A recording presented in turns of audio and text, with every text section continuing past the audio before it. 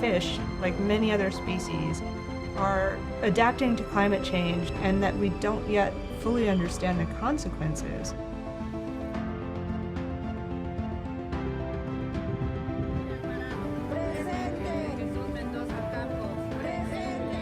Knowing that it is important to tell stories that mean something, you show why you care and why we should as well.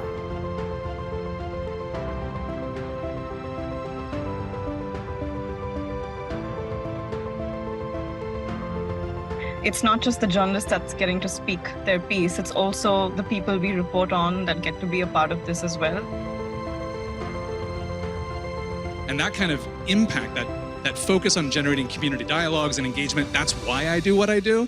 So I get really excited when a funding body is eager and excited to support that part of journalism as well. Today's session will examine the key ingredients for a successful ocean and climate story.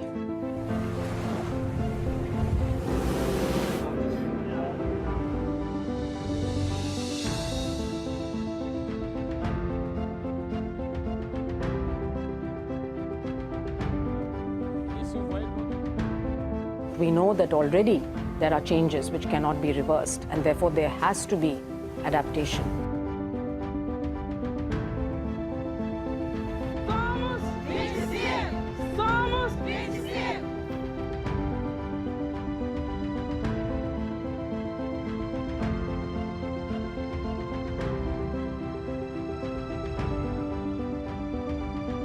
Pulitzer opened up opportunity for the student across the world, I think also across culture. So it is impressive because our student can hear another perspective from another country. As I talked with my partner about my experience with the young people and every day that he spends with young people, I am encouraged because they are happy to be able to hear about these stories. By talking about these questions, it creates space and it creates the opportunity for more conversation. We're trying to open the topic in a manner that's unstigmatized and there's no judgment attached to it.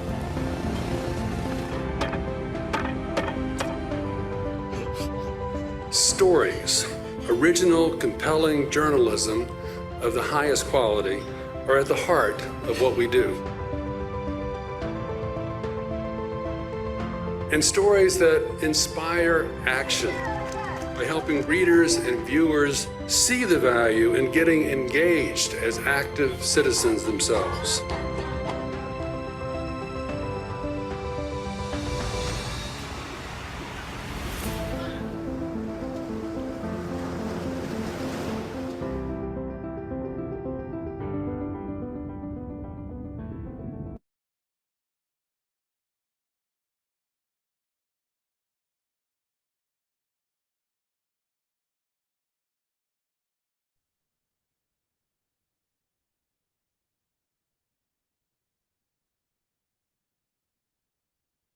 Bom dia a todos.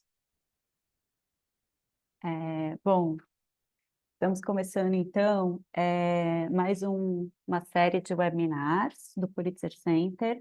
Na verdade, estamos finalizando uma série de webinars que começou na África há 3 semanas atrás, onde nós iniciamos a discussão sobre governança nos oceanos e como isso afeta a pesca industrial e a sobrepesca, e qual é o impacto disso nas populações costeiras. Semana passada nós tivemos um outro seminário muito interessante, muito enriquecedor, sobre o tema de clima e trabalho, no qual nós trazemos essa discussão sobre como mudanças climáticas estão afetando as relações trabalhistas, e essa discussão no Sudeste Asiático, ela foi extremamente interessante, porque ela se propôs a discutir que as mudanças nas legislações ainda estão muito devagar para endereçar o que a gente precisa para garantir a segurança dos trabalhadores, considerando esse novo modelo de mundo que nós temos, que é um modelo muito mais quente. E, finalmente, nós chegamos, então, na América Latina, Hoje, nesse nosso seminário, sobre para a América Latina, já pensando um pouco nas discussões que vão ser muito importantes, tanto que são muito importantes já há algum tempo, mas que vão se tornar mais importantes ainda em função do que nós vamos ter no próximo ano, que é uma COP na América Latina. Nós trouxemos, então, o tema de créditos de carbono e como isso pode também mudar muita coisa na nossa região, né? Então, eu agradeço muito. Primeiro, eu gostaria muito de agradecer a presença de todos os nossos ouvintes, nossos alunos, as pessoas que estão aqui, os professores, as pessoas que estão aqui nos ouvindo e que vão participar hoje conosco dessa discussão. Eu gostaria muito de agradecer ao time do Pulitzer Center, ao time internacional que iniciou, então, como eu já brevemente descrevi, iniciou essa conversa, iniciou essas discussões há 3 semanas na África, e nós estamos terminando ela hoje aqui no Pulitzer Center. São todas discussões extremamente importantes em termos globais, mas que foram também trazidas para um contexto regional, né? Então, iniciando lá na África, passando pelo Sudeste Asiático, chegando então agora na América Latina. Então, gostaria muito de agradecer ao meu time, foram sessões muito produtivas, muito bem curadas, com uma discussão muito viva, e eu espero que hoje nós também possamos fechar com chave de ouro essa série de webinars. Então, trazendo esse tema de muito difícil discussão, créditos de carbono não é uma coisa simples de se entender, não é uma coisa simples de se discutir, e eu acho que nós vamos tentar hoje avançar muito nessa discussão para um público heterogêneo. Então, é um desafio, mas eu acho que hoje nós vamos conseguir ter uma discussão bastante interessante, bastante pertinente sobre o assunto, ainda mais considerando aí que vai ser um tema muito discutido no próximo ano, especialmente na COP. Eu gostaria de, então, agradecer muito aos nossos palestrantes. Nós temos aqui quatro palestrantes que estão bem por dentro dessa discussão e que vão trazer perspectivas muito interessantes sobre essa discussão também. Nós temos 2 jornalistas que são bolsistas do Pulitzer Center, a Fernanda Wenzel, que vai começar a nossa discussão. Ela é uma jornalista brasileira que trabalha há muito tempo com jornalismo investigativo e que fez matérias muito interessantes, e que agora também está se dedicando a trazer um pouco mais de clareza sobre esse tema de créditos de carbono. A Fernanda hoje está no Monga Bay. Depois, nós teremos a professora Marcela Vecchione, da Federal do Pará, da Universidade Federal do Pará, e do NAIA, do Núcleo de Altos Estudos Amazônicos, da Universidade Federal do Pará. O Pedro, que é um educador popular da FASE, que também está trabalhando diretamente com isso nos territórios. E finalizando com também uma pessoa que estou muito feliz de estar aqui conosco, o Andrés. O Andrés é também jornalista do Pulitzer, que vai ampliar um pouco a nossa visão, então trazendo também coisas que estão acontecendo na Colômbia, muito pertinentes. Então, ampliando a nossa visão também para fora do Brasil, como é que as coisas estão acontecendo nesse escopo mais de América Latina. Eu acho que, não sem mais delongas, eu convido a Fernanda. Tem alguns bilhetinhos para os nossos ouvintes. Primeiro nós vamos fazer as palestras em português para os brasileiros, para os palestrantes brasileiros, e o Andrés vai falar em espanhol. Então, vocês têm um botãozinho de interpretação, tá? Que está na barra de baixo. Vocês escolham, por favor, a língua que melhor lhes convir. E para as pessoas que quiserem fazer perguntas, por favor, usem tanto o chat quanto o Q&A. Você tem um botãozinho de Q&A também aqui na parte de baixo. Vocês, por favor, podem fazer perguntas por ali. As perguntas podem ser realizadas em qualquer língua, Então, vocês se sintam à vontade para fazer as perguntas em qualquer língua, tá ok? A gente vai traduzir para os nossos palestrantes. Então, primeiro a gente vai ter as falas dos nossos palestrantes, depois a gente vai estar abertos a questões. Por favor, façam perguntas para a gente ouvir também o que as pessoas que estão assistindo também, quais são as dúvidas e por onde a gente vai nessa discussão.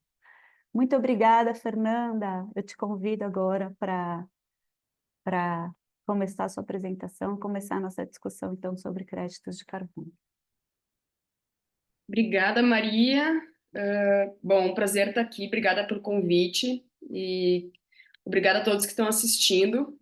Eu vou compartilhar minha tela aqui com vocês. Eu tenho uma apresentação. Bem, como a Maria falou, eu sou repórter do Monga Bay atualmente. Eu sou brasileira, estou aqui em Porto Alegre, no sul do Brasil. E minha ideia hoje é, primeiro, fazer uma breve introdução assim, sobre o mercado de carbono e sobre projetos REDD, que foi o foco da minha investigação. E depois contar um pouquinho sobre essa investigação que eu fiz de projetos REDD na Amazônia, uma investigação sobre um empresário que era o maior gerador de créditos de carbono no Brasil. E a gente, numa reportagem para o Monga Bay, conseguiu mostrar que esse cara estava associado a um grupo de exploração de madeira ilegal. E algumas semanas depois da publicação da nossa reportagem, houve uma mega operação da Polícia Federal que prendeu esse empresário e também os sócios dele.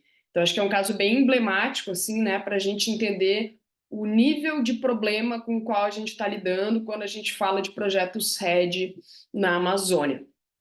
Então, primeiro, uma breve introdução. Eu acho importante a gente entender a diferença entre o mercado regulado e o mercado voluntário de carbono. Então, assim, o mercado regulado é o que a gente tem em algumas partes do mundo já, como, por exemplo, a União Europeia, que é uma lei do país que determina um nível máximo de emissões de CO2 para cada setor da economia. Então, por exemplo, se eu tenho uma empresa do setor de transportes, eu posso emitir até, sei lá, 100 toneladas de carbono por ano. Estou aqui chutando. Se eu não consigo cumprir essa meta e eu emito acima de 100, eu vou ter que comprar esses créditos de uma outra empresa que tenha conseguido emitir menos de 100. Então, por exemplo, se tem um outro empresário do mesmo setor de transportes que renovou toda a frota dele para carros elétricos, por exemplo, e com isso ele está conseguindo emitir só 50 toneladas por ano, ele pode me vender essas 50 que ele tem sobrando para que eu possa cumprir a minha meta. Então, para equalizar esses números. Isso é um mercado regulado, que a gente chama de carbono, que a gente não tem ainda no Brasil. O que a gente tem no Brasil e em outras partes do mundo também é o que a gente chama de mercado voluntário, que, como o próprio nome diz, ele não é determinado por uma lei. As empresas, elas compram créditos porque elas querem, não porque elas são obrigadas.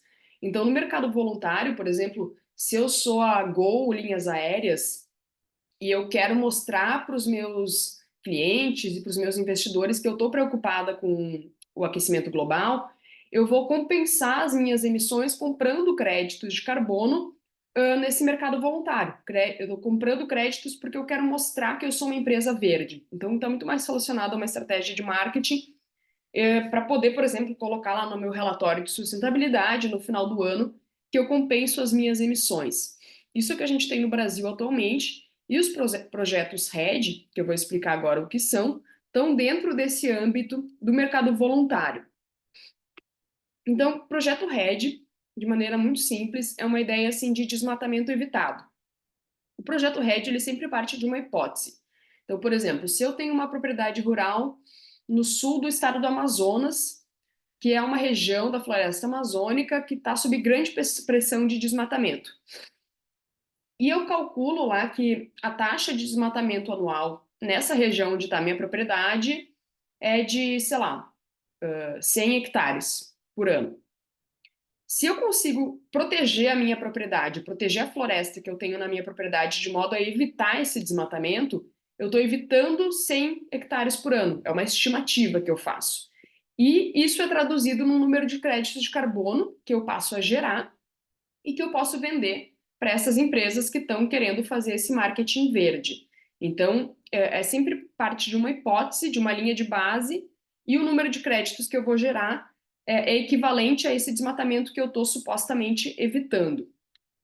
Os projetos RED, eles podem acontecer em áreas privadas, ou seja, eu sou dona de uma propriedade e vou implementar um projeto RED, ou em áreas públicas, como a gente vê muitas empresas firmando parcerias, por exemplo, com comunidades indígenas, para gerar créditos a partir de áreas indígenas.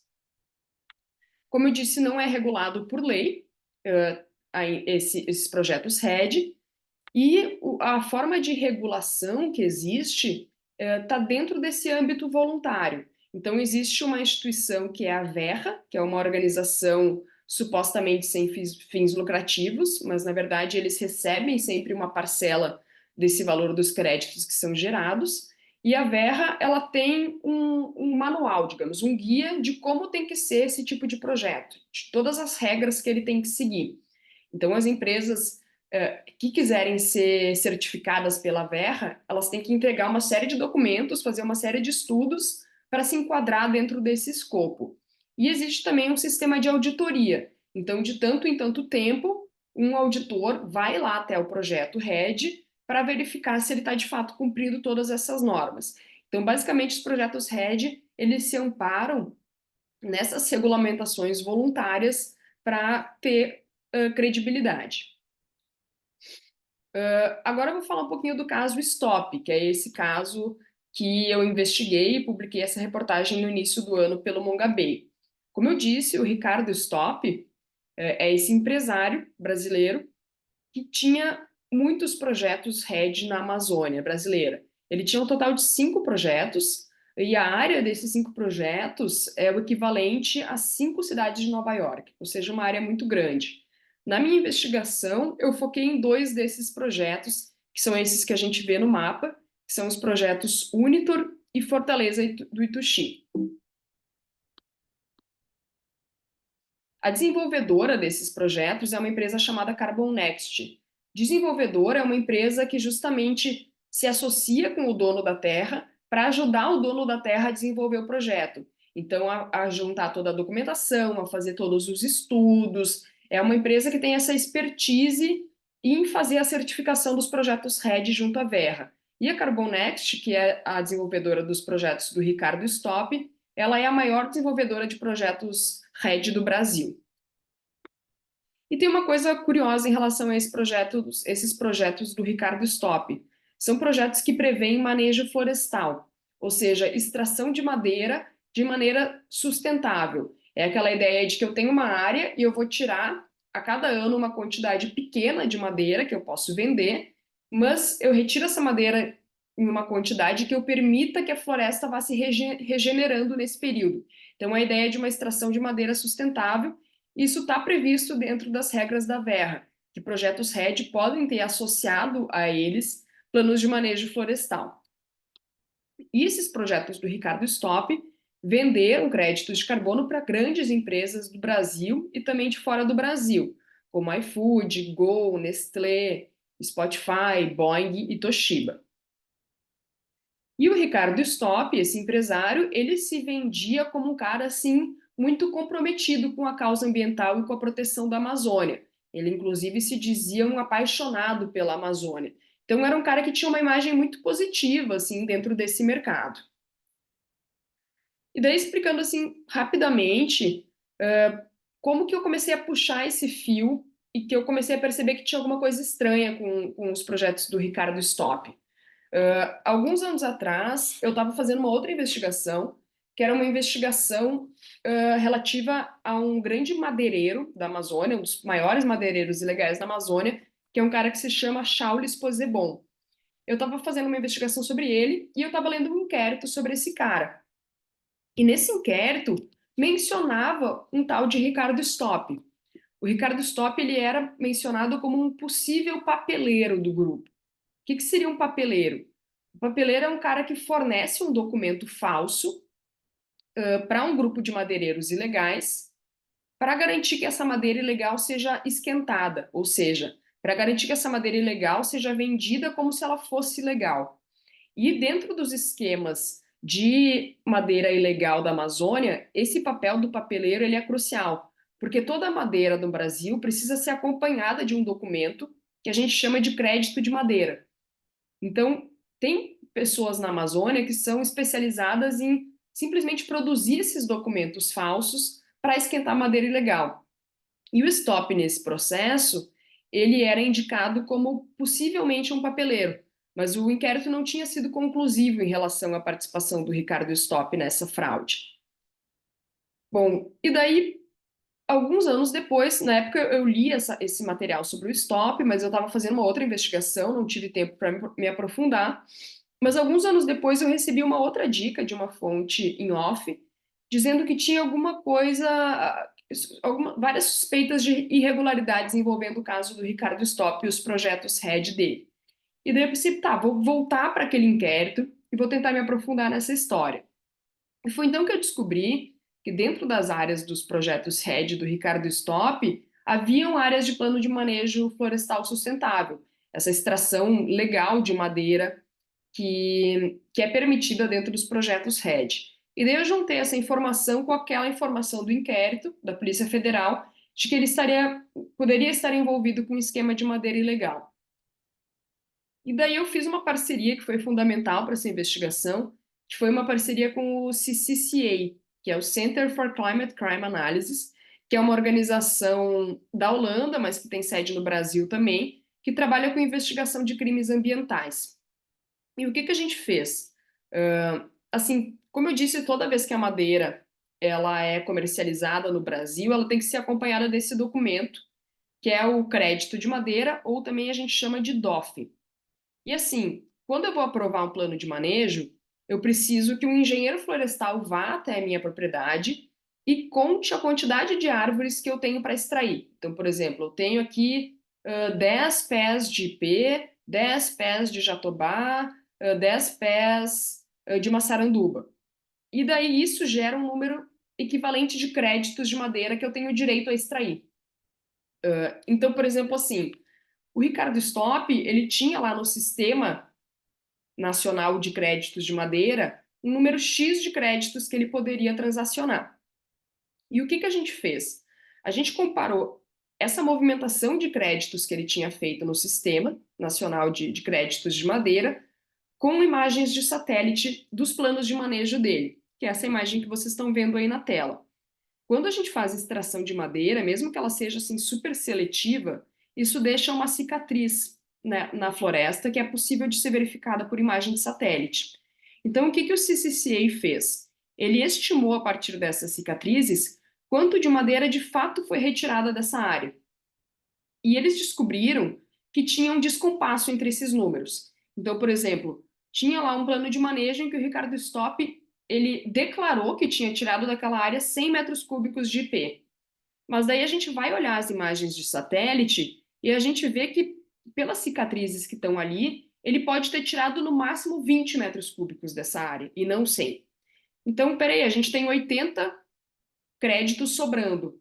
Esses créditos que sobram são créditos que foram vendidos para algum grupo criminoso ou utilizados pelo próprio grupo do Ricardo Stop para esquentar madeira retirada de outras áreas, muito possivelmente de unidades de conservação ou terras indígenas. Então foi isso que a gente conseguiu concluir a partir da nossa investigação.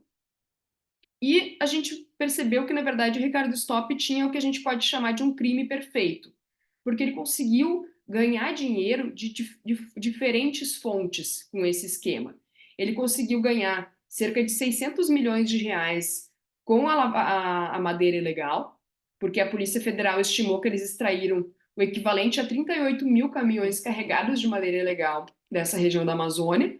Ele conseguiu ganhar cerca de 180 milhões de reais com a venda dos créditos de carbono. Além disso, a área que ele estava utilizando para gerar esses projetos RED era uma área que não era dele, ele tinha roubado essa área da União, era uma área grilada, como a gente diz aqui na Amazônia. E essa área que ele grilou do governo federal é estimada em 820 milhões de reais.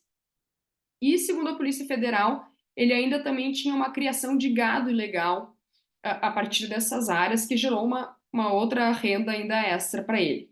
Então ele conseguiu fazer todos esses negócios legais, ganhar milhões e milhões de reais e, ao mesmo tempo, manter a floresta em pé, o que era necessário para que ele pudesse gerar os créditos de carbono e para que ele pudesse pousar como esse salvador da Amazônia. Por exemplo, nessa imagem a gente tem uma reportagem de uma revista bem importante aqui no Brasil, a revista Exame, que é uma reportagem exaltando o sucesso do Ricardo Stopp em fazer dinheiro a partir da floresta em pé. Mas claro, o que a gente descobriu é que, bom, pode até ser que dentro da área dele a floresta estivesse em pé, mas ele estava contribuindo para o desmatamento em todo o entorno da região. Como eu disse, poucas semanas depois da publicação dessa matéria, a gente teve uma operação da Polícia Federal, a Operação Greenwashing, que confirmou as nossas descobertas. Foram presas 5 pessoas, entre elas o Ricardo Stopp. A Verra, algumas semanas depois, acabou suspendendo os projetos do Ricardo Stopp, e o Ministério Público Federal recomendou a suspensão de todos os projetos RED no estado do Amazonas, que foi o estado onde o Ricardo Stopp estava atuando. E daí, para a gente concluir, assim, né, o que a gente pode tirar disso tudo, assim? É que existe realmente uma sensação, assim, de que é um vale-tudo na Amazônia quando a gente fala de projetos de carbono. Isso se deve a essa falta de regulamentação, se deve também às falhas nesse sistema da Verra, por exemplo, as auditorias. A maioria dos auditores que vêm verificar os projetos na Amazônia brasileira são de fora do Brasil, são, por exemplo, da Índia ou de países aqui da América Latina. Então, eles não conhecem as questões brasileiras, eles não conhecem, por exemplo, o tipo de fraude aqui, que pode existir aqui no nosso território, e com essas auditorias, elas são muito protocolares, elas não conseguem, de fato, se aprofundar nesses projetos. E o que a gente tem percebido é que os projetos RED, eles têm se tornado uma nova oportunidade de negócios para aquelas mesmas pessoas que vêm há muitos anos lucrando com o desmatamento. Então, por exemplo, os grileiros e os madeireiros. Essas pessoas que lucraram por muitos anos com a derrubada da floresta, agora estão vendo nesse tipo de iniciativa uma oportunidade de negócio nova. E isso é muito complicado, né? Porque a gente espera que as pessoas que estejam à frente desses projetos estejam, de fato, comprometidas com a causa ambiental. Então, da minha parte é isso. Ficou aqui meus contatos, fico à disposição, né? Se alguém quiser mandar um e-mail, enfim, me seguir aí nas redes sociais. E é isso, passo a palavra para meus colegas. Estou bem curiosa para ouvir eles também. Muito obrigada, Fernanda. Acho que foi um ótimo início para a gente entender um pouquinho. Muito obrigada pela contextualização super boa que você deu sobre o RED. Eu acho que esse caso que a Fernanda traz, e ela mesma chama, não sou eu que estou chamando, mas ela chama de crime perfeito, né? Que é quando você consegue, dentro do contexto da Amazônia, né? Do que a gente traz como os principais problemas da Amazônia, que é gado, madeira ilegal e grilagem, esse caso que ela traz, ele consegue trazer, assim, ele associa todos os grandes problemas, né, que a gente tem na Amazônia, mas ainda assim era visto como uma coisa muito positiva, como uma coisa que estava salvando a floresta, né? Então acho que a Fernanda traz, a gente começa o seminário de uma maneira a abrir aí, né, a descortinar a ideia do RED, né, ou dos créditos de carbono, para a gente continuar a nossa discussão. Então, agora eu chamo a Marcela, eu acho que a Marcela vai muito por esse caminho da Fernanda, especialmente do finalzinho aí da palestra dela. Marcela, por favor, a palavra é sua.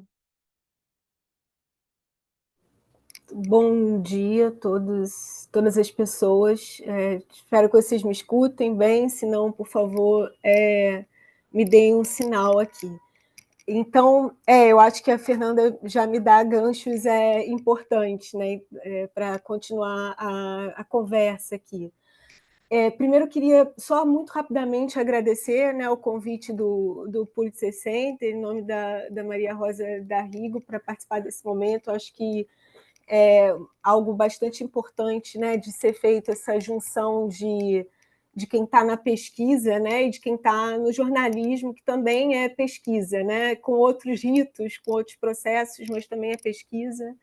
Então, ter esse diálogo, né, até para que a gente tenha uma comunicação mais eficiente dos problemas em tela, em campo, acho que é super válido, inclusive, para o nosso processo democrático, né? Ainda mais falando desses assuntos que cada vez mais afetam, né, no processo de democracia mesmo, né? Não só enquanto procedimento, eleição, mas democracia enquanto princípio, né? Então, eu acho que isso é bem importante ser falado. Eu queria falar assim, 4 elementos, né, que eu vou trazer para a gente. Nossa, gente, desculpa, tem um barulho aqui em cima que eu não tenho controle, né, e que começou do nada. Espero que não atrapalhe muito. 4 elementos que eu vou trazer para a gente discutir aqui. A Fernanda já trouxe um pouco isso, mas eu acho que é importante lembrar, essa diferença, né, entre o que é um mercado voluntário, né, de carbono e que é um mercado, digamos, mais institucionalizado, né, no nível mesmo da política pública. Eu acho que é importante dizer que há uma retroalimentação entre esses dois. Então, esse seria o primeiro elemento que eu vou trocar com vocês aqui. Um segundo elemento é que também vocês já puderam ver um pouco, principalmente com as imagens que a Fernanda trouxe, né? Que tem a ver com a estruturação, a institucionalização do mercado de carbono, de novo, privado, né? Mas também na sua dimensão... Está muito barulho, gente, desculpa. Na sua dimensão pública, né? Que é a adicionalidade. O que significa essa adicionalidade para compor o valor do carbono?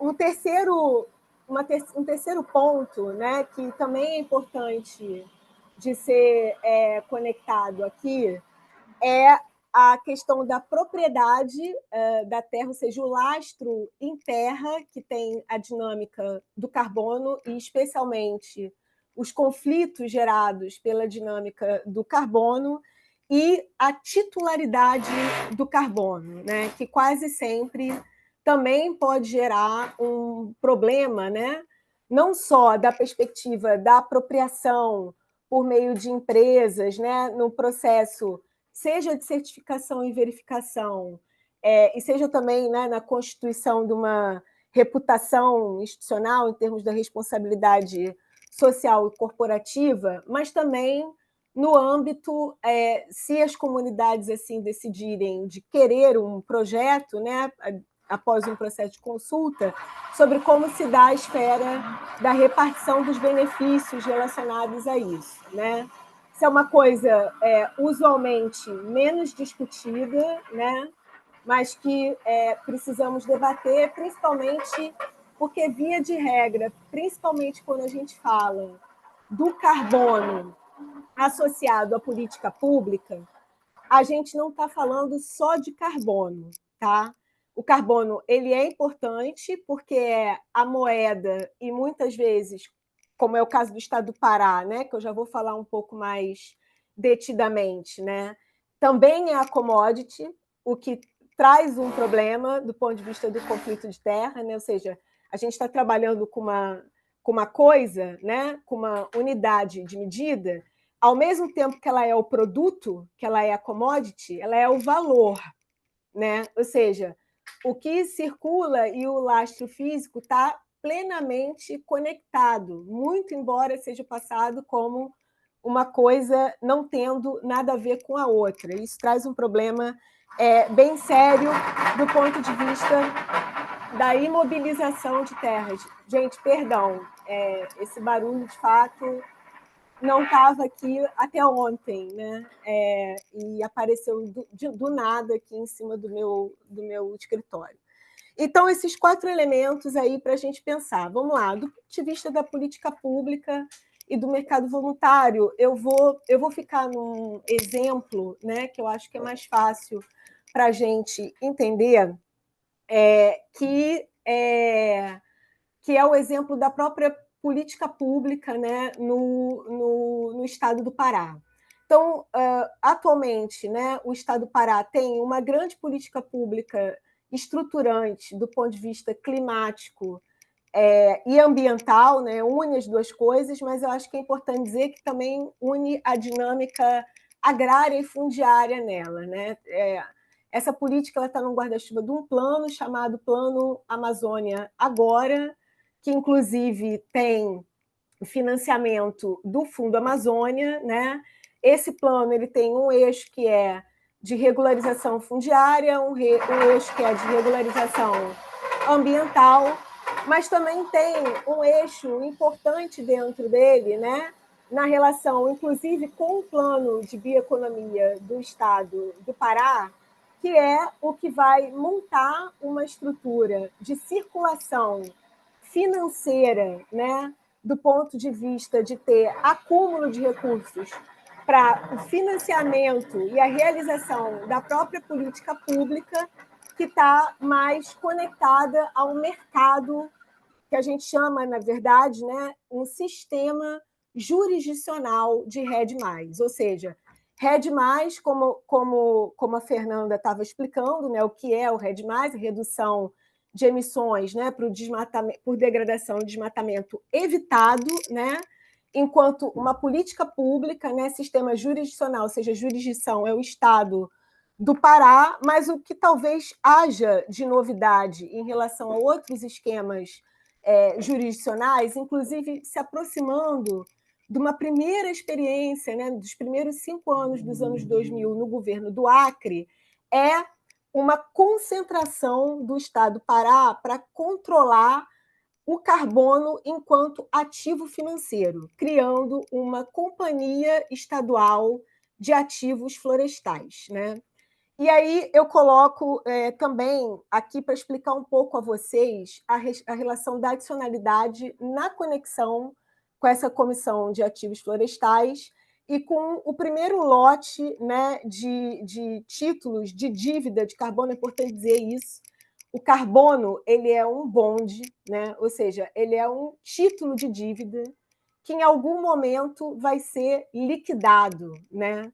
E aí é importante até dizer que esse estoque de carbono a ser liquidado se chama safra, né? É interessante ver como se faz essa conexão com a colheita, né? Com o cultivo, né? E com as compensações relacionadas a isso. É quase como se o carbono começasse, pouco a pouco, a compor o que é o guarda-chuva do agronegócio, né? Das atividades de um agronegócio. Então, o carbono compondo a isso, ou seja, compondo as atividades do agronegócio, que vai ter aí tanto as commodities de grãos mais clássicos, como a pecuária, mas também a sua dimensão intersetorial, né? De compensação, que é o que se propõe, por exemplo, com o Sistema Brasileiro de Comércio de Emissões. Pois bem, esse primeiro lote, né, de títulos de dívida de carbono gerados pelo governo do Estado do Pará, tendo a Companhia de Ativos Financeiros Estadual coordenando esse processo, ou seja, concentrando, né, tendo a soberania sobre o que são esses títulos de dívida, foram emitidos, né, na relação com o uso da terra e a mudança do uso da terra na APA Triunfo do Xingu. A APA Triunfo do Xingu é uma APA que é uma unidade de conservação, né, de uso sustentável, se a gente bota aí dentro do Sistema Nacional de Unidades de Conservação, mas a gente sabe que tem aí um gerenciamento muito conectado ao nível municipal. A APA, normalmente, né, qual é o objetivo de uma APA? É servir como tampão numa zona onde você tem mais unidades de conservação que tem uma modalidade de proteção mais restritiva. Essa APA, ela simplesmente é a unidade de conservação na categoria dela no Brasil mais desmatada do país. E aí vocês vão falar assim, como o governo do estado está gerando títulos, né, de dívida de carbono na relação com essa APA? É muito simples de explicar na lógica do mercado financeiro, porque é isso que a gente tem que ter em mente também na circulação de um crédito de carbono. A gente não está falando de uma dinâmica essencialmente ecológica de funcionamento. A dinâmica de funcionamento é financeira. Um título financeiro, especialmente um título de dívida, ele tem tanto quanto mais valor para sua liquidação, né? Ou seja, quando quem compra o título vai compensar e resgatar esse valor em moeda, tem tanto quanto mais valor quanto existe risco. Qual é o risco relacionado a um crédito de carbono? O próprio desmatamento e a própria degradação. O que isso gera? Isso gera adicionalidade ao título.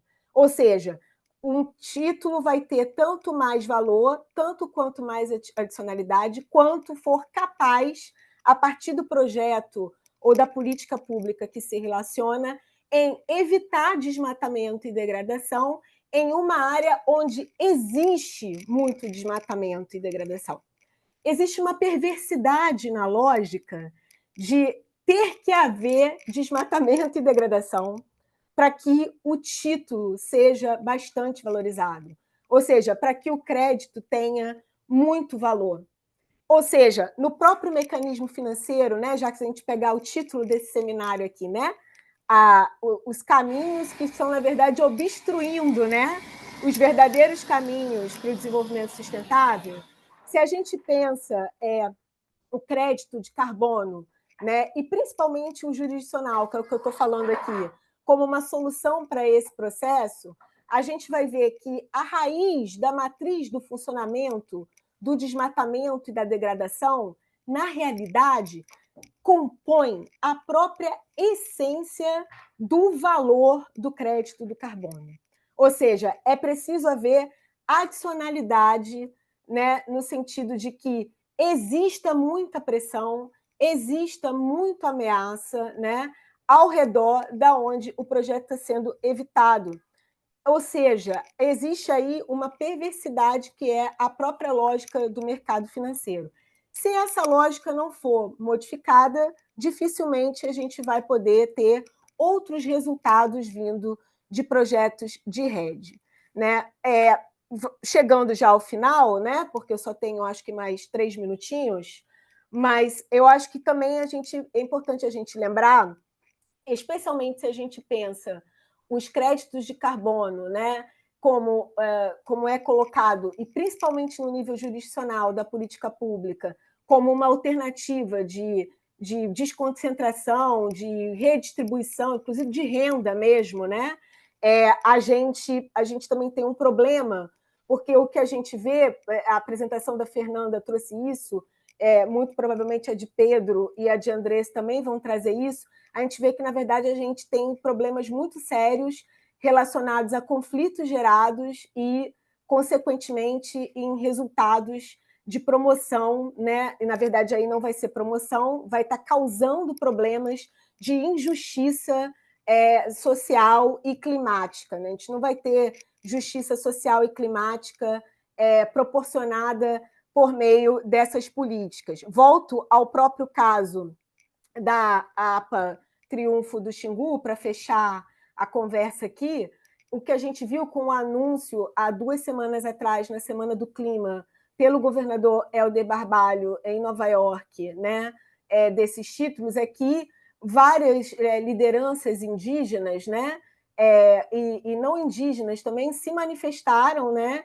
dizendo de todo o problema que foi, na verdade, a não construção desse processo, né? Ou seja, o título e o projeto acaba gerando, né, e principalmente quando é a partir de uma política pública, onde não há uma governança adequada, redistributiva e verdadeiramente participativa, né, para a tomada de decisão de construção sobre essa política, gera fragmentação entre os grupos políticos que se relacionam diretamente com essa política, seja concordando com ela, seja discordando com ela, tendo os impactos diretamente em seus territórios, né? Como foi colocado por algumas lideranças indígenas, esse projeto jurisdicional, né, e esses ativos florestais, esse carbono, né, que está sendo colocado como a nova commodity do estado do Pará, a quarta safra, né, depois da terceira safra de soja e das 2 entre-safras de milho do estado do Pará, na verdade, o que está em jogo aí e com isso eu fecho, a autonomia sobre muitos dos territórios, especialmente ou territórios coletivos, né, de usufruto, né, que são terras públicas, como colocou a própria Fernanda, mas também propriedades privadas de uso mais coletivo, né, ou decorrentes de posse coletiva, como também acontece ali nos arredores da APA Triunfo do Xingu. Então, o que está sendo colocado, na verdade, para valorizar esses títulos e esses créditos, são esses territórios. Entretanto, gerando problemas muito sérios de autonomia na gestão desses territórios e de imobilização da terra nesses territórios. Ou seja, muito embora alguns deles possam ainda, os que já são regularizados, manter a sua titularidade, né, manter a sua posse ou propriedade sobre a terra, projetos como esses, especialmente quando são no volume, enquanto política pública, né, ou seja, que vai ter pelo menos um alcance de 4 anos, né, eles podem levar à imobilização do uso da terra, né, e a gente não está falando só da terra, a gente está falando dos usos, do uso da terra nessas localidades. Como que isso acontece? Prevendo para essa terra uma função socioambiental que não é definida, né, de acordo com os modos de vida e as culturas territoriais que estão no local, mas que vão estar sendo definidas a partir de um novo propósito de função social, socioambiental da terra, que é o próprio a possibilidade dessa terra gerar crédito de carbono, né? E aí a gente viu um exemplo disso mesmo com a MP, a medida provisória 1151 de 2022, né? Que pretendia trazer uma reformulação para a lei de gestão de florestas públicas no Brasil, em que as concessões florestais e também as concessões né, a discriminação de uso, por exemplo, para projeto de assentamento agroextrativista ou para uma reserva de desenvolvimento sustentável, que são categorias de uso de proteção com uso no Brasil, né? Ou seja, que pode ter gente dentro, né, praticando as suas atividades, que isso tivesse conectado, a destinação de terras poderia estar conectada a uma vocação de geração de créditos de carbono ou de pagamento por serviços ambientais, que eu acho que é algo que a gente pode entrar um pouco mais no debate depois, né? Porque, de novo, dentro da cesta do pacote carbono, é a moeda, é a commodity, mas existem muitas outras atividades relacionadas que podem trazer um processo bem sério de imobilização de terras e, volto a dizer, especialmente por causa da lógica que permeia a circulação de valor por crédito de carbono, que é a lógica da adicionalidade e do risco, que é uma lógica que não é de proteção, precaução e integridade ambiental, mas é uma lógica do mercado financeiro de privatizar uma dívida, uma titularidade de dívida e redistribuir a externalidade dos pontos negativos dessa dívida para quem está nos territórios. Ou seja, estamos falando de mais dívida social e ecológica e, portanto, possibilidades de reprodução de injustiça climática e social nos territórios. É isso. Marcela, muito obrigada aí por ter explanado a alma, né, dos créditos de carbono, do RED, dos projetos voluntários. Acho que você toca, especialmente no final da sua fala, também você toca num numa coisa que é muito importante, que é a imobilização, né, e como isso acaba mudando a estrutura que a gente tem também para proteção na Amazônia, né? E eu acho que isso também vai trazer muitos efeitos para o que eu acho que uma das nossas principais armas aí para a gestão do território, não só da Amazônia, como de outras florestas, né, tem sido as áreas protegidas, e essas áreas de propriedade comum, né, dos povos da floresta, e como é que isso também pode ser atingido pelos projetos de rede, né, e como é que isso também os projetos de rede podem mudar essa estrutura que foi conseguida a tão duras penas, né, pelas populações locais. Eu chamo agora o Pedro, porque eu acho que o Pedro também vai trazer um pouco isso, trazendo casos do Brasil também, mas que acho que tem uma aplicação. Está acontecendo isso e a gente vai trazer esses casos para ilustrar pelo Brasil, mas acho que isso também acaba sendo um problema em outros lugares. Pedro, por favor, a palavra é sua. Olá, bom dia a todos e todas. Deixa eu só iniciar aqui também do meu tempo. Meu nome é Pedro Martins, eu sou educador popular da FASE, uma organização de educação popular com mais de 60 anos de atuação. Estou falando de Santarém, na região oeste do Pará, dentro do bioma amazônico no Brasil. E vai ser importante trazer nessa apresentação um pouco sobre como esse mercado de carbono ele tem uma interferência sobre o controle dessas áreas protegidas. E áreas protegidas no Brasil, esse vai ser meu ponto de partida, elas são uma demanda e ainda uma conquista que nós temos no nosso período histórico, né?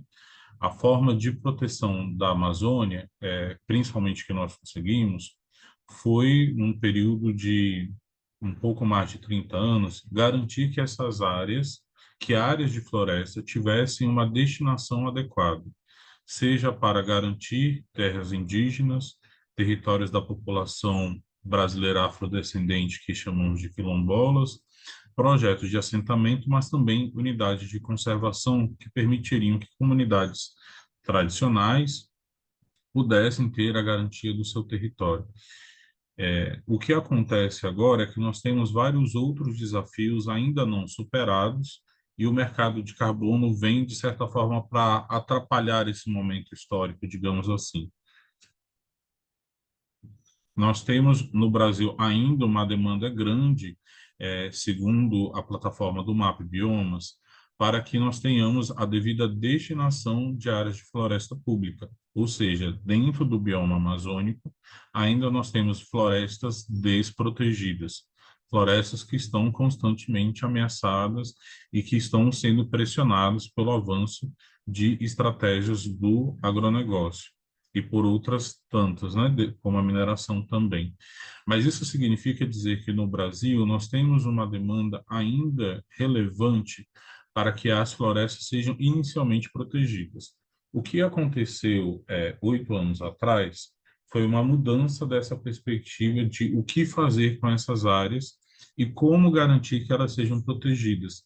Então, nós temos uma legislação que possibilitou a garantia desses territórios, temos uma legislação que pensou o desenvolvimento, e aí de uma maneira questionável, de que essas áreas poderiam ser objeto da exploração madeireira, de um manejo florestal, mas que essas regras acabaram sendo modificadas para que esses guardiões da floresta, que deveriam ser protegidos, virassem, na verdade, empresas. Então, nós tivemos, no ano de 2000, nós tivemos no ano de 2016, eu vou mostrar um pouco aqui ainda, na verdade, a tentativa, né, de modificação, mas que veio a se consolidar em 2023, de uma alteração de como deveria ser essa administração das unidades de conservação, que são essas áreas protegidas. E essa modificação, ela acaba trazendo uma antecipação do incentivo ao mercado de carbono pelo Estado. E aí, nesse caso, pelo governo federal como agente. Como a Fernanda estava mencionando, nós ainda não temos no Brasil um mercado de carbono regulado. Existe um projeto de lei que, se aprovado, vai trazer essa regulamentação, mas nós temos já de antemão leis no Brasil que vão estruturando as possibilidades de fortalecer esse mercado de carbono. E por isso trago essa lei 14.590 de 2023, que nesse trecho abaixo vai colocar que as concessões à unidade de conservação poderão contemplar em seu objeto o direito de desenvolver e comercializar crédito de carbono e serviços ambientais conforme regulamento. O que isso significa? Que uma empresa que receber esse contrato com o governo federal para a concessão de uma unidade de conservação não vai somente explorar os recursos dessa unidade de conservação, como vai garantir também a comercialização do crédito de carbono. Qual é a importância estrutural dessa lei e quais os seus impactos? Ela cria um titular do crédito de carbono que é um sujeito empresarial. E é um sujeito empresarial que não vai ter o domínio da terra, mas ele vai ter a titularidade da floresta, do crédito de carbono. Isso significa uma apropriação da floresta de uma maneira que não precisa ter a propriedade privada da terra, mas que ele acaba sendo um guardião da floresta. Essa empresa vai ser essa guardiã da floresta, e esse papel de guardião da floresta não vai ser mais o sujeito coletivo, que tem cultura, que tem território, que expressa sua relação profunda com o território, mas sim uma empresa que vai garantir metas de comercialização de crédito de carbono. Isso é uma mudança que foi, assim, passou com pouquíssimo debate no Brasil, mas que ela traz uma mudança paradigmática. Você tem agora no Brasil, nós temos agora no Brasil uma outra configuração de qual é o sujeito que protege a floresta e qual é o sujeito que tem uma relação profunda com a floresta. E nós estamos vendo agora, já que é uma lei recente, a aplicação dela e os seus efeitos. Mas para fazer uma reflexão um pouco melhor de como isso acontece, é bom a gente resgatar quais foram os motivos que proporcionaram essa lei e o que a gente pode esperar. Então, foi feito um acordo de cooperação técnica entre um órgão no Brasil chamado Serviço Florestal Brasileiro e o BNDES, que previa, só tirar essa coisinha aqui do Zoom, que previa tornar a floresta um ativo. Então, o Serviço Florestal Brasileiro, um órgão federal, já estava planejando fazer isso com o financiamento do BNDES, desse banco, para tornar a floresta um ativo. E essa observação é muito interessante quando a pessoa fala esse último trecho, que é do diretor-geral do Serviço Florestal Brasileiro. A outra parte da agenda é que há passivo ambiental nas unidades de conservação. Então, vamos usar a mesma lógica das concessões. Conversamos bastante com o setor privado, que está muito interessado em investir na restauração ecológica e produtiva para recompor as florestas, podendo vender crédito de carbono e outros ativos, como frutas e até a própria madeira. Aqui, o Serviço Florestal Brasileiro já estava pensando que haveria uma geração de crédito de carbono não somente oriunda da conservação, do desmatamento evitado, mas também do processo de restauração. E isso vai acontecer de maneira emblemática em um caso de uma unidade de conservação chamada Floresta Nacional do Bom Futuro, no município de Rondônia, no bioma Amazônia. Mas para ainda refletir um pouco mais, vamos trazer qual foi a justificativa da aprovação dessa lei, que passou a vigorar em 2023, em que os próprios ministros do governo federal, na época da gestão do Jair Bolsonaro, o que eles colocaram? Eles argumentaram da seguinte forma: a proposta de medida provisória, ou seja, saiu de uma iniciativa do governo federal, essa lei, ela saiu com medida provisória para ser aprovada no Congresso. Então, essa foi a tramitação para aprovação dessa lei. Ela sai de uma medida provisória do próprio governo para uma tramitação no Congresso Nacional. A proposta de medida provisória também inclui a possibilidade de que não apenas unidades de conservação possam gerar crédito de carbono de serviços ambientais. Propõe-se aqui que essa possibilidade seja estendida para as terras públicas e bens dos entes federativos. Dessa forma, os governos poderão aumentar a sua colaboração para a consecução de metas climáticas do Brasil e também serão capazes de gerar recursos financeiros para seu orçamento. Aqui foi uma lógica que ela tem muitas camadas, ela tem muito debate que está acontecendo agora no Brasil, mas era já uma perspectiva durante o governo Bolsonaro de que se tivesse terras públicas dentro do mercado de carbono. Essa ideia era muito importante para o governo federal colocar essas terras públicas. E ele coloca uma justificativa de que, assim, o Brasil conseguiria atender as metas combinadas nas COPs, as próprias NDCs do Brasil, mas também isso geraria uma fonte de renda para o Estado.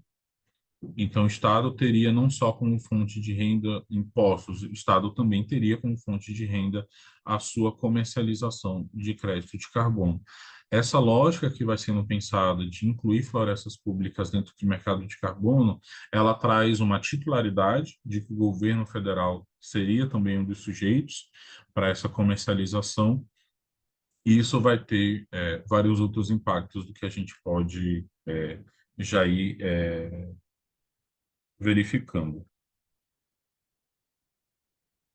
E aqui tem um caso específico dessa Flona Bofuturo, que é a primeira concessão para restauração. A Flona Bofuturo está localizada no estado de Rondônia, na Amazônia, e foi feita uma elaboração de contrato, então, com essa empresa para vencer esse processo de concessão, para ela ser a empresa concessionária dessa unidade de conservação, uma unidade de conservação que está num estado com altos índices de desmatamento e que está cercada por outras áreas também protegidas e terras indígenas, e coloca da seguinte forma: existe uma cláusula específica sobre comercialização de créditos de carbono decorrente de emissão de carbono evitada em função de manutenção e proteção de espaços florestais, tendo sido ou não objeto de restauração.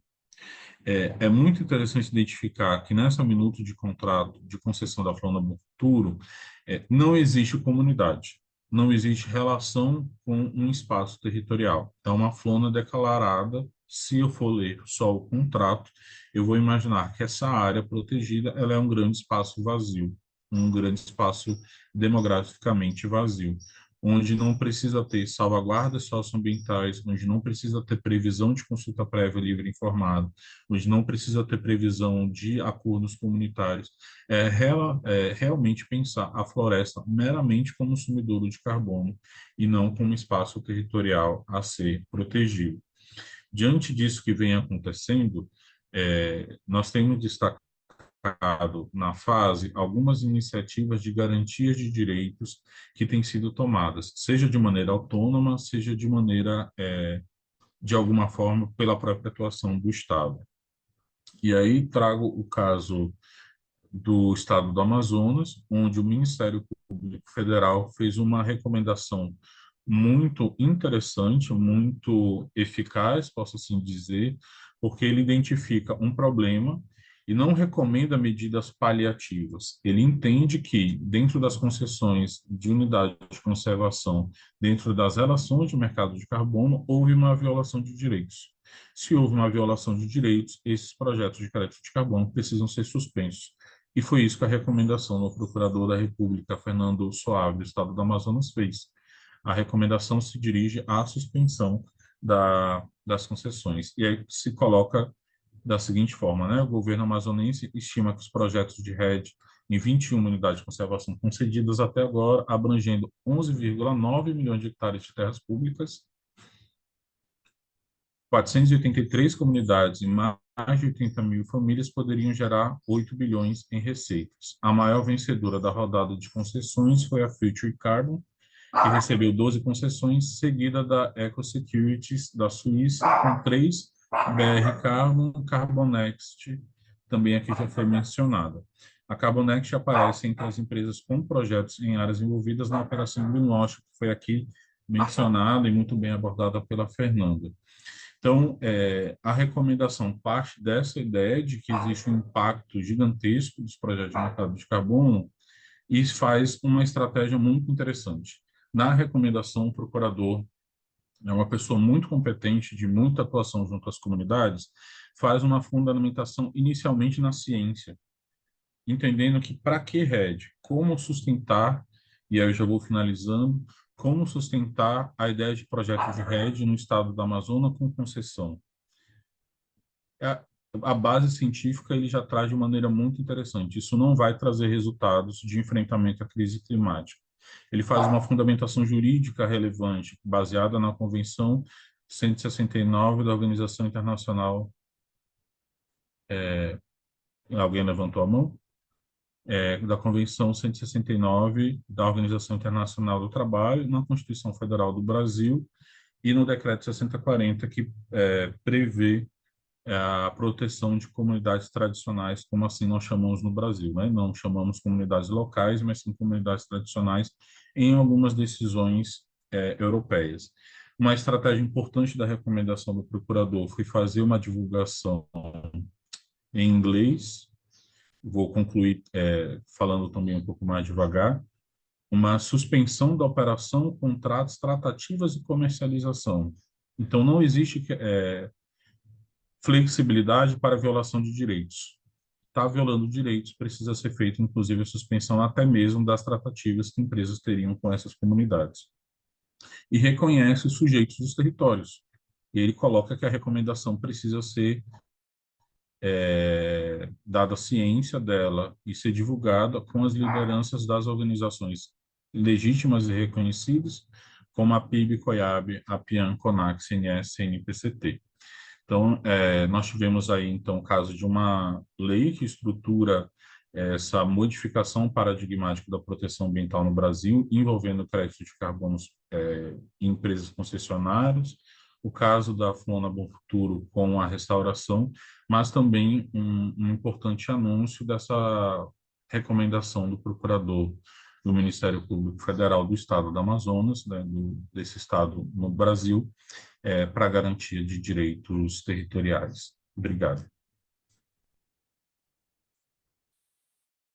Pedro, muito obrigada por ter trazido à tona todos esses problemas que vão gerar tanto para as áreas protegidas, né, quanto para as comunidades, para as populações das florestas, né, e como é que tem uma fala sua que eu achei muito boa, que é ver a floresta, né, como um puro território de carbono e não como um território tradicional, né, como um território onde você tem pessoas.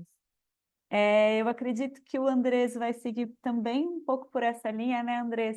Trazendo, amplificando, então saindo um pouco, né, das nossos exemplos que a gente trouxe para o Brasil, trazendo exemplos também para a Colômbia, onde ele tem investigações mostrando aí, né, como isso também tem afetado os povos indígenas, como os povos indígenas da Colômbia também estão se organizando. Andrés, por favor, fala é sua. Muchas gracias, María. Só um pouquinho, o Andrés vai falar em espanhol, então quem precisar de tradução, por favor, mude o canal aí, tá bom? Por favor, Andrés. Muchas gracias, María, por la invitación al Centro Pulitzer, que ha hecho posibles muchas de las investigaciones. A Fernanda, con quien tuve también el trabajo, el gusto de colaborar en su investigación. Y bueno, siguiendo un poco en la línea de lo que contaba Fernanda sobre la investigación detallada que ella hizo, que es de lejos de las mejores que yo he visto sobre el mercado de carbono en años recientes, y sobre lo que nos contaban tanto Marcela como Pedro. Nosotros queríamos contarles un poco lo que nosotros hemos encontrado en Colombia. Yo trabajo en el Centro Latinoamericano de Investigación Periodística, que es una organización sin ánimo de lucro que trabaja con medios y periodistas de toda la región en investigaciones que sean tanto colaborativas como transfronterizas. Y en los últimos 3 años hemos venido trabajando, documentando problemas en el mercado de carbono, en alianza con 14 medios de 8 países de la región. Entonces hemos podido ver algunas, digamos, de los problemas que se repiten de un país a otro, y les voy a mostrar un poco lo que hemos encontrado en Colombia, donde hemos hecho de esas 26 investigaciones que hemos publicado, copublicado en alianza con aliados periodísticos. De ellas creo que son 16 que hemos hecho en Colombia, y lo que pueden ver ustedes es que hay muchas similitudes con lo que observaban Fernanda, Marcela y Pedro ahora. Entonces voy a proyectar mi pantalla un segundito. Listo.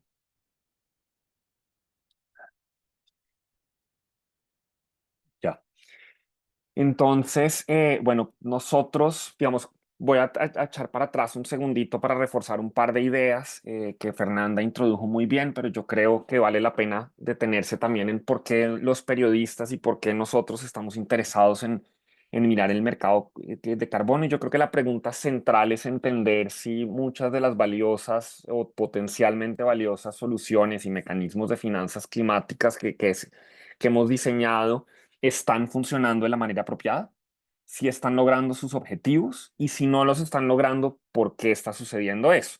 Y muy ligado a eso, si eso, digamos, si eso está sucediendo de esa manera, alguien se está beneficiando de esa realidad y hay empresas que están, digamos, cobrando, jactándose, como decía Fernanda, en sus informes de sostenibilidad, en sus metas de sostenibilidad, de unos resultados ambientales que posiblemente no son lo que dicen que son. Y ahí es donde pues, yo introduzco la idea, para nosotros los que somos periodistas. Yo creo que el escrutinio periodístico tiene un rol en ayudar a identificar cuándo hay estos problemas y bueno, quiénes están detrás, digamos, también causándolos. Volviendo también un poco al esquema red, creo que es importante anotar, bueno, como Fernanda contaba, en general, aunque el caso que ella miró eran proyectos de corte privado, los proyectos red digamos, suelen vincular de manera frecuente, por un lado, comunidades locales que cuidan unos bosques, unos ecosistemas que son estratégicos para mitigar la crisis climática global, porque tienen cobertura vegetal, porque prestan servicios ambientales súper valiosos. Y por el otro lado, unas empresas que compran esos créditos de carbono para compensar su uso de combustibles fósiles. Eso en teoría podría ser un gana-gana. Esa es la parte que quisiera remarcar acá. Y sobre todo lo podría hacer porque muchas de estas comunidades locales y en la Amazonía, digamos, de la que estamos hablando, fundamentalmente comunidades indígenas, pues son comunidades que llevan décadas, siglos haciendo un trabajo de conservación de estos ecosistemas y reciben muy pocos recursos de nuestros estados centrales o estaduales, y por lo tanto, digamos, podrían ser recursos que les ayudarían a realizar, digamos, a estar de alguna manera remunerados, pero sobre todo poder canalizar ese dinero hacia unos niveles de calidad de vida que les permitieran al mismo tiempo continuar conservando estos bosques. Esa es la parte que es fundamental, pero como les ha contado Fernanda y como han contado Pedro y Marcela, pues en muchas de estas ocasiones no está funcionando de la manera que debería. Creo que esto es una cosa que es interesante también remarcar y es por qué hay tanta proliferación de proyectos de carbono en territorios étnicos, no solamente indígenas. Y la respuesta la pueden ver ustedes un poco en este mapa de Colombia doble. El mapa del lado izquierdo muestra toda la cobertura vegetal que tiene Colombia y el mapa a la derecha muestra los territorios colectivos o étnicos que tiene Colombia. En morado, digamos, fucsia ven todos los territorios indígenas y en amarillo los territorios afrocolombianos, que serían el equivalente a los territorios quilombolas en Brasil, pero que en Colombia gozan de la misma máxima protección constitucional que los territorios indígenas.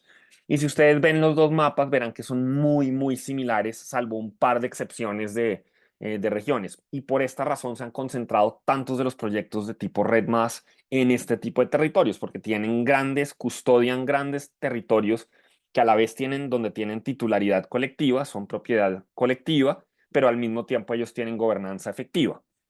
Y estos proyectos están en auge por dos razones. La primera es las metas de sostenibilidad net zero de muchas empresas a nivel global, pero también en muchos otros casos, como el caso colombiano, hemos creado un impuesto al carbono, pero también hemos creado un mecanismo que permite no pagar el impuesto al carbono, que es comprar bonos de carbono.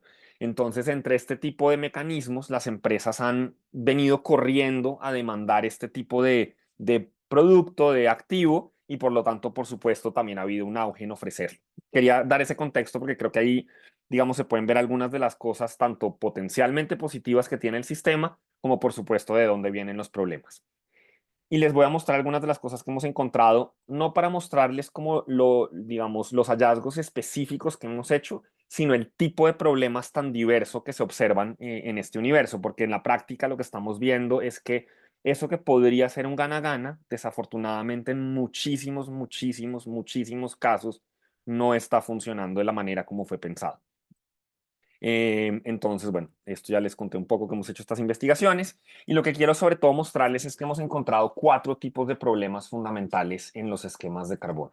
Hemos encontrado primero un montón de problemas en los proyectos específicos del tipo que Fernanda les contaba, y por un lado hay 2 tipos de problemas, creo. Hay problemas frecuentemente en la relación con las comunidades y por el otro lado en la estructuración, digamos, ambiental del proyecto. Del lado de las comunidades locales hemos encontrado muchísimas, muchísimas fallas en las consultas o consentimiento previo por parte de las comunidades consultadas apenas parcialmente o en un caso extremo que encontramos no consultada del todo. Quizás es un caso extremo, pero ocurre. Hemos encontrado comunidades locales que han sido excluidas de proyectos, aldeas indígenas que han sido excluidas de proyectos, pero cuyo territorio sí fue incluido, lo que genera una doble exclusión porque básicamente tú no puedes tener 2 proyectos ambientales en el mismo lugar. Entonces te excluyen del proyecto, pero al mismo tiempo te excluyen de la posibilidad de sumarte a otro proyecto. Hemos encontrado proyectos firmados, los contratos que los sustentan, firmados con líderes indígenas que ya no eran los representantes legales del territorio indígena, es decir, ya no tenían, digamos, la capacidad legal para hablar en nombre del territorio. Proyectos que no pasaron, se brincaron los máximos órganos de gobernanza de las comunidades. Muchos proyectos, esta es desafortunadamente también común, al igual que la de las consultas, proyectos que crean o que amplifican fracturas o tensiones sociales que ya existían. Hemos encontrado comunidades sin acceso a los documentos, digamos, básicos de un proyecto, comunidades sin acceso a la rendición de cuentas de las finanzas del proyecto, qué plata se recibió, qué dinero se recibió, en qué se invirtió, quiénes tomaron las decisiones de en qué se invertía. Eso por el lado social, que son un poco, digamos, las salvaguardas sociales que deben cumplir estos proyectos, que además existen unas reglas obligatorias que vienen de la COP de Cancún en 2010 y que desafortunadamente pues en muchos casos no se están cumpliendo, pero que son además una buena guía para los periodistas poder identificar dónde hay problemas. Y desde el punto de vista de integridad ambiental, es decir, de que el proyecto en efecto cumpla como las reglas, digamos, ambientales que debería, hemos encontrado proyectos que están usando líneas bases de deforestación hasta 5 veces mayores que la oficial, digamos, de sus países para, por ejemplo, el bioma amazónico, y por lo tanto están, digamos, inflando el resultado ambiental que podrían vender. Eso le llaman en este mundo aire caliente, pero es básicamente, digamos, si yo tomo la línea, voy a hacer una extrapolación a Brasil para ver si me entienden, pero si yo tengo un proyecto en la frontera, en la zona fronteriza con Colombia, ¿no? Por São Gabriel do Cachoeira, que está súper bien preservado, pero le aplico una tasa de deforestación que viene de la transición entre el Cerrado y la Amazonía, pues lógicamente voy a tener un riesgo de deforestación que es mucho mayor al que realmente tiene mi región, y eso algunas metodologías de Berra, por ejemplo, lo permitían. Hemos encontrado proyectos que han incluido el mismo territorio indígena, cosa que significa que ya estás vendiendo 2 veces el mismo resultado, y eso es otro gran, digamos, uno de los mayores problemas que puede tener este mercado que se llama doble contabilidad. Básicamente estás, digamos, vendiendo el mismo producto 2 veces y sobre todo nadie lo detectó, ni los auditores ni los certificadores. Y bueno, el último ejemplo es justamente el que exponía, Fernanda. Hay proyectos que posiblemente están conectados a esquemas, digamos, de delitos ambientales. También es un caso extremo, pero como les contaba Fernanda, también un caso que sucedió en la vida real. Por el otro lado, hemos encontrado también muchísimos problemas en los actores que están en la cadena de valor del carbono. De manera muy rápida, un proyecto de carbono tiene unos desarrolladores que cuando hay comunidades locales, digamos, trabajan en conjunto con ellos. Pueden ser a veces empresas, o sea, suelen ser empresas, pero también pueden ser ONGs. Luego viene un auditor que, digamos, que examina el proyecto, debería hacerlo en el lugar y los documentos. Todo eso va a un certificador que aprueba que está usando bien su metodología y que está todo bien hecho, le entrega su sello de calidad, le permite emitir bonos o créditos en el mercado y viene finalmente una empresa que lo compra y a veces hay unos intermediarios en el medio. Pero hemos encontrado entonces un montón de problemas también en estos mismos actores, no solamente en los proyectos. Entonces, del lado, digamos, de la oferta, del lado de los proyectos que suelen estar en países como los nuestros, hemos encontrado, por ejemplo, auditores que no visitan el sitio del proyecto, simplemente pasan por encima en avión y si el proyecto ya tiene un pecado original, como el que les decía que había sido firmado con el representante legal que ya no era, pues el auditor no tiene manera de enterarse porque no está hablando con digamos, una muestra representativa de la comunidad. Hemos encontrado desarrolladores que dicen cosas como que son multinacionales alemanas, pero vamos a mirar en el registro comercial de Alemania y no existe la empresa. Hemos encontrado universidades públicas, digamos, que trabajan con recursos públicos, que están involucrados en proyectos de carbono problemáticos, empresas que aparecen en documentos como consultoras, pero en realidad son las socias capitalistas y son las que reciben hasta 40% de los ingresos del proyecto sin que la comunidad local lo sepa, beneficiarios finales con pasados cuestionables. Hemos encontrado empresarios, el empresario acusado de robo de tierras que les contaba el caso Fernanda, políticos sancionados por mal manejo de dinero público y que luego estaban inhabilitados y sancionados y no le contaban a las comunidades indígenas, y auditores y certificadores que no están detectando los problemas que deberían estar detectando, entonces no funcionan como los contrapesos que deberían. Luego, del lado de la demanda, es decir, de los que compran los bonos de carbono, que a veces son empresas de nuestros países, pero a veces también están en Europa o en Estados Unidos, hemos encontrado sobre todo empresas que compran estos créditos, como la caricatura lo muestra, sin hacer ninguna debida diligencia de la calidad de los proyectos. Entonces, no van y miran realmente qué están comprando. Dicen que confían en que el sistema está bien hecho, que hay un auditor, que hay un certificador, pero en la práctica no están, digamos, analizando a quién le están comprando. Y por lo tanto pueden terminar digamos, cobrando resultados ambientales que no son reales. Entonces eso, digamos, tiene el riesgo de greenwashing. Hemos encontrado una forma de problema muy interesante que son muchos conflictos de interés entre estos actores. Por ponerles un ejemplo muy concreto, en un proyecto, la empresa desarrolladora del proyecto contrató a una auditora en donde la misma dueña de la empresa desarrolladora había sido socia fundadora y accionista para que auditara su propio proyecto. Entonces, en la práctica, ella estaba contratando a sus antiguos socios de negocios para que la auditaran a ella, y esto, por supuesto, pues no cumple con las reglas de imparcialidad e independencia de las auditorías. Y por último, estamos viendo que hay fallas, digamos, esto no son un par de problemas de manzanas podridas, sino que hay señales de que hay problemas mucho más amplios en este mercado. En el caso de Colombia, por ejemplo, operan 4 estándares de certificación en este tipo de proyectos RED+, y en los 4 estándares de certificación hemos encontrado proyectos que tienen problemas graves. Entonces, no es un tema de un solo certificador, no es un tema de una sola empresa. Hemos encontrado más y más comunidades que están llevando los proyectos a la justicia, cosa que en principio, digamos, eso no es negativo, por supuesto, está muy bien que existan estas vías. Muestra que no tenemos demasiadas otras maneras de resolver los conflictos ambientales, pero en todo caso, pues esto te muestra que hay una problemática. Hay muy poca trazabilidad en los bonos, en los créditos, es muy difícil saber quién los compra, quién los vende, incluso quién los usa, porque además hay reventas como las de las boletas de fútbol en el estadio. Nada de esto es transparente. Ningún informe está publicando ningún proyecto, perdón, está publicando sus informes sobre cómo cumplen las salvaguardas sociales y ambientales, que en Colombia, por ejemplo, es obligatorio y no se está haciendo.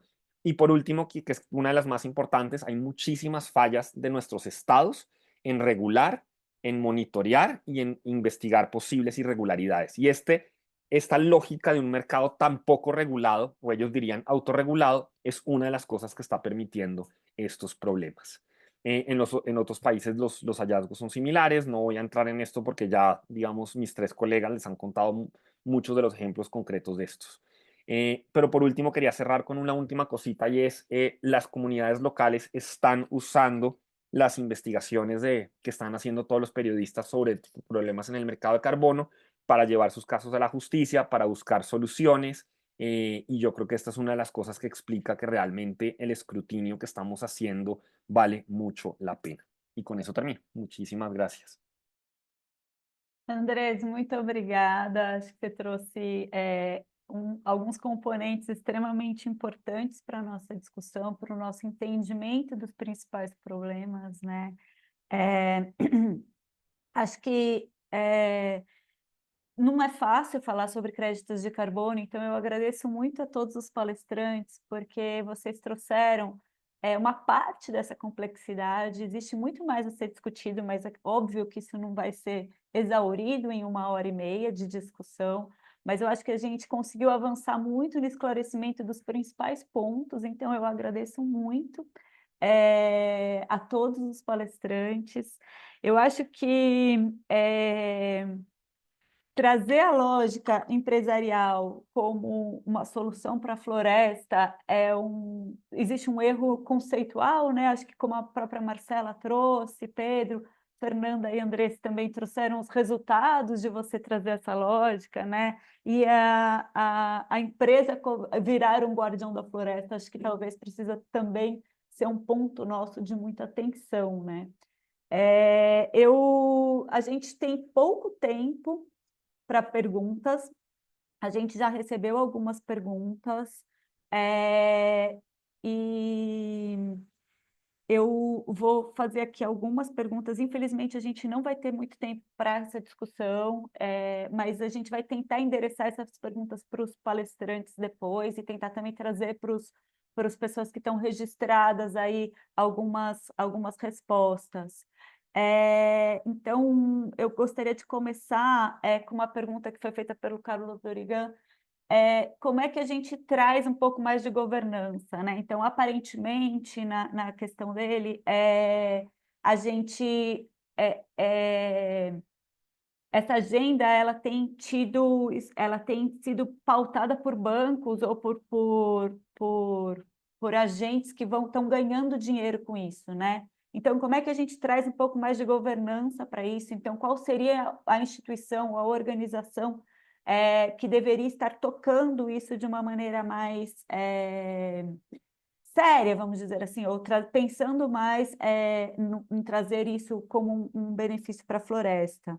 Então, acho que a gente começa um pouco com essa discussão. Acho que se vocês puderem trazer aí algumas ideias, eu vou pedir para que cada um fale até 2 minutos no máximo, para a gente poder ter mais tempo para mais uma pergunta. E acho que tem uma questão, né? A gente, como assim, todos vocês falaram da falta de regulamentação, acho que isso foi preeminente na fala de todos, né? E aí, acho que tem essa coisa assim, a gente demora tanto para regulamentar, é tão difícil regulamentar, a gente demora tanto para regulamentar, quando vai regulamentar precisa ser uma coisa urgente, acaba sendo uma regulamentação muito ruim, né? Então, não sei, talvez parte um pouco daí também essa discussão. Andrés, podemos fazer a coisa inversa, começar contigo e depois fazer Pedro, Marcela e Fernanda. ¿Me puedes repetir la pregunta, perdón, María? A pergunta do Carlos não deveríamos ter uma instituição com forte governança e controle social no comando dessa agência? Porque, aparentemente, quem está comandando isso são bancos ou empresas que têm evidente sobreposição de interesse.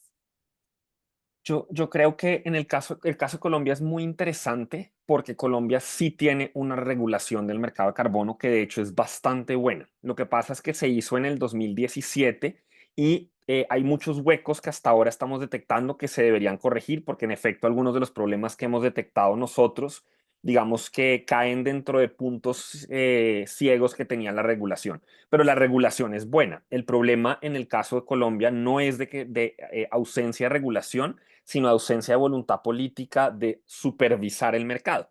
Y ahí había dos líneas muy distintas, pero al mismo tiempo problemáticas de nuestros gobiernos. El gobierno anterior, un gobierno de derecha, digamos, muy poco interesado en cuestiones ambientales, insistía en que los proyectos de carbono eran negocios entre privados. Entonces el Estado no le compete intervenir, un poco en la línea con lo que tú planteas.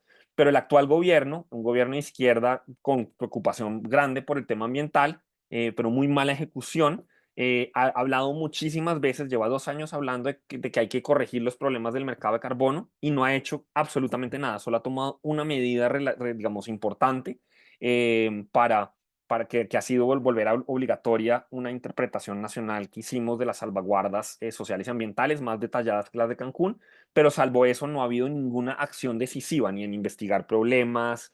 Entonces, al final, yo creo que lo que está logrando en todo caso corregir problemas han sido fallos de la justicia.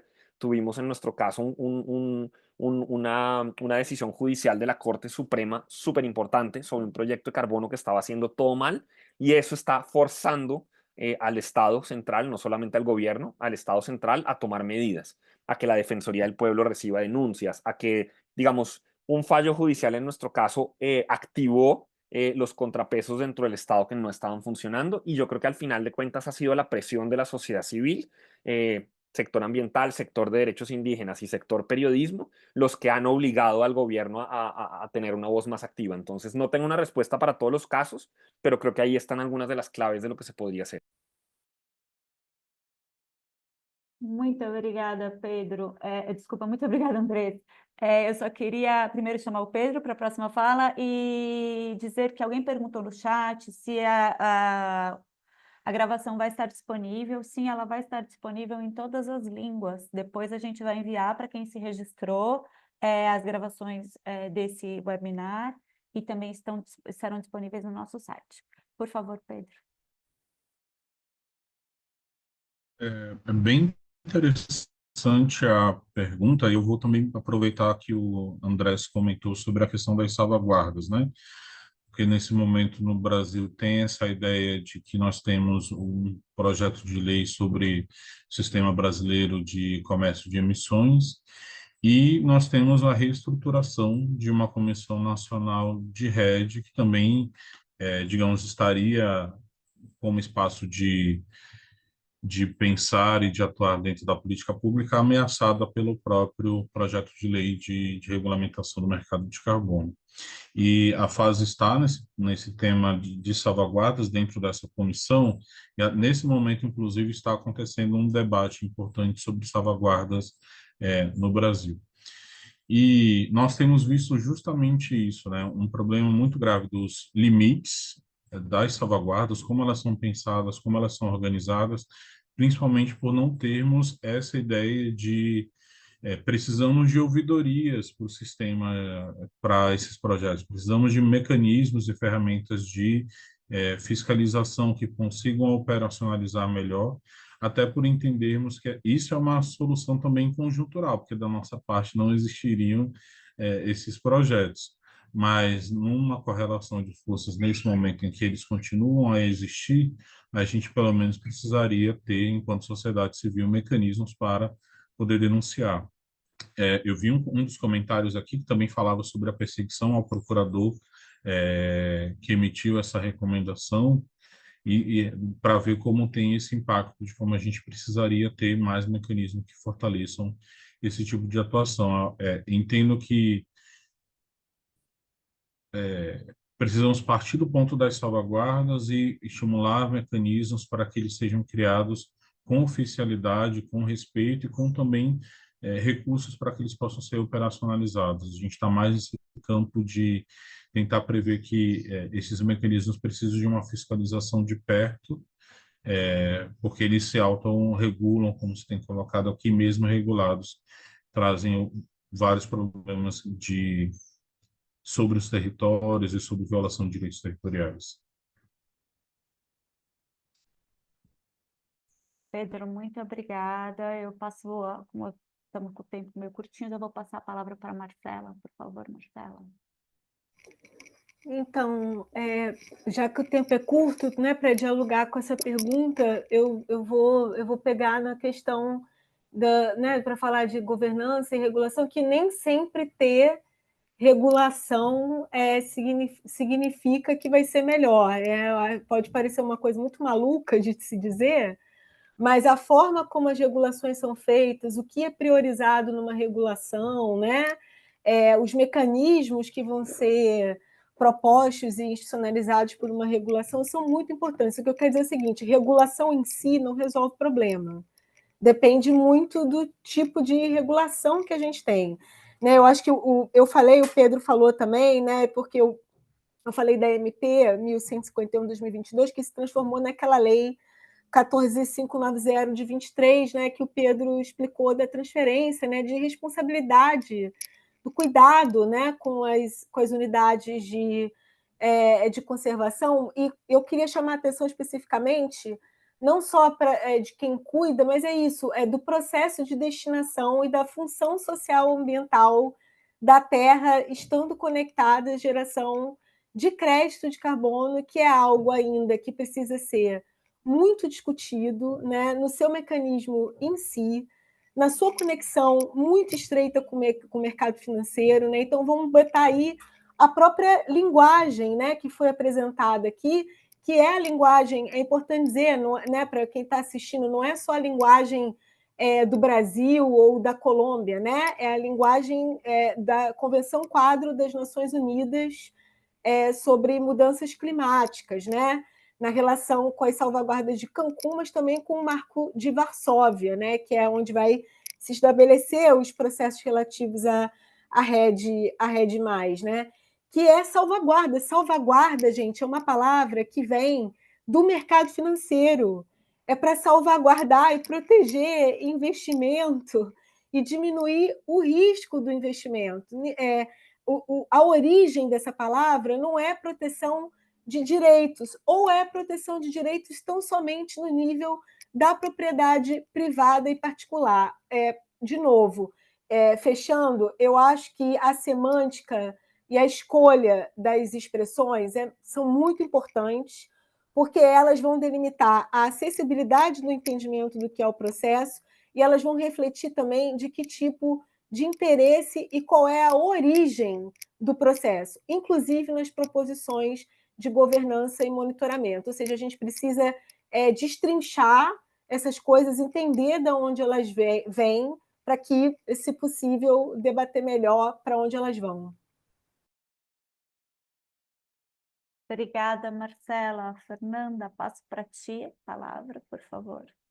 Certo. Bom, acho que eu não tenho muito a acrescentar, assim, acho que o que eu posso trazer, na verdade, é uma informação que dá conta um pouco dessa complexidade dessa regulamentação.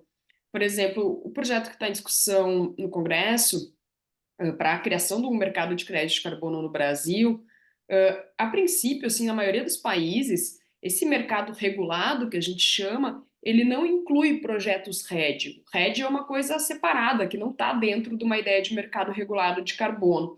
Mas o que está acontecendo no Brasil é que tem um lobby muito forte dessas empresas que desenvolvem projetos RED para colocar o RED dentro do mercado regulado de carbono. Isso tem um impacto bastante nocivo para o combate ao aquecimento global em si.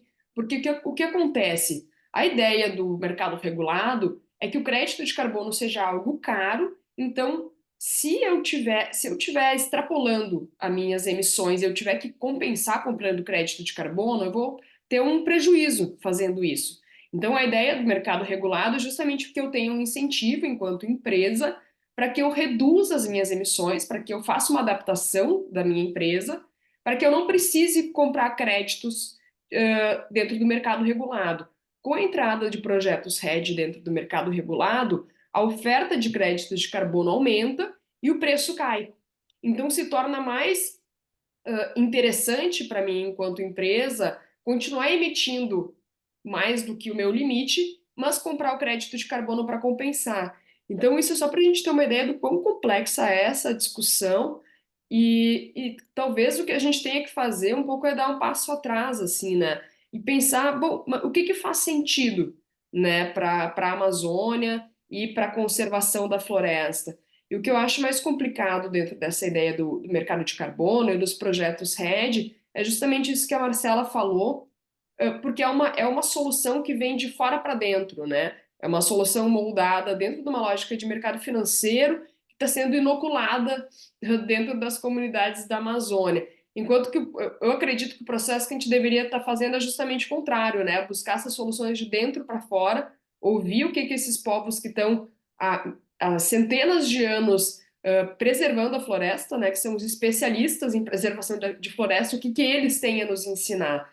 Então, eu acho que a gente tem um projeto, um problema realmente de base dentro da ideia dos projetos RED, que eu adoraria que a gente, né, que os nossos representantes estivessem preocupados em endereçar esse tipo de discussão, mas infelizmente não parece ser o caminho que a gente está seguindo.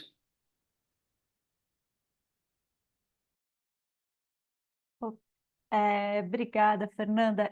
A gente tem mais 5 minutinhos. A gente tem uma pergunta que eu acho que eu só vou endereçar ela para a Fernanda rapidinho para depois a gente já fechar. A gente teve muitas perguntas no chat, no box de questões e respostas. Eu vou tentar endereçar essas perguntas depois para os nossos palestrantes. A gente realmente precisa acabar às 10h45. Então, uma das perguntas foi que muitas das coisas levantadas nas falas dos palestrantes foram questões de criminalidade que são recorrentes, né? Como fraudes cartoriais, problemas estatais, crimes, corrupção de políticos, funcionários públicos, lavagem de dinheiro. Como distinguir críticas pertinentes ao mercado de carbono sem culpá-los por desses problemas de criminalidade que não necessariamente são responsabilidades do mercado de carbono? Não sei, se cada um puder falar se quem quiser falar, puder falar só 1 minutinho para a gente já fechar, eu agradeço.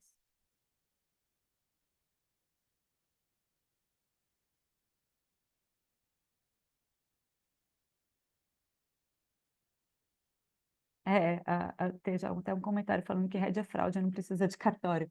Não sei, Fernanda, você poderia comentar brevemente sobre as fraudes que você encontrou e sobre como que você pensa isso?